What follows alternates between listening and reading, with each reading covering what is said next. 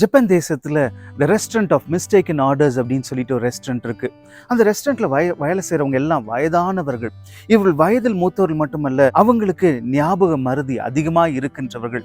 ஆனாலும் அந்த ரெஸ்டாரண்ட்ல அநேகர் வந்து குமிவார்கள். காரணம் என்ன அப்படின்னு சொன்னா, அவர்களுக்குள்ளாய் ஒரு ஆர்டர் கொடுக்குறோம், ஆனா நமக்கு என்ன ஆர்டர் வருதுன்னு பார்ப்போம்னு சொல்லி இந்த சூழ்நிலையிலும் இந்த வயதானவர்கள் வேலை செய்யணும், அவர்கள் நமக்கு பணிவிடை செய்யணும் என்று சொல்லி இருக்கிறார்கள் என்று சொல்லி அவர்கள் சந்தோஷமா அந்த ரெஸ்டாரண்ட்ல வந்ததை அவர்கள் சாப்பிட்டு பில்லை பே பண்ணிட்டு போவார்களாம். வேதம் சொல்லுகின்றது, மனுஷனுடைய இருதயம் அவனுடைய வழியை யோசிக்கும், ஆனால் அதை உறுதிப்படுத்துவது கர்த்தர் என்று சொல்லி. இந்த 2023 அநேக காரியங்களை நீங்கள் யோசித்திருக்கலாம், அதற்குரிய திட்டங்களும் போட்டிருக்கலாம். ஆனால் இன்றைக்கு முடியும் பொழுது பல காரியங்களை ஏமாற்றமோ தோல்வியோடு கூட இன்றைக்கு இருக்கிறீர்களா?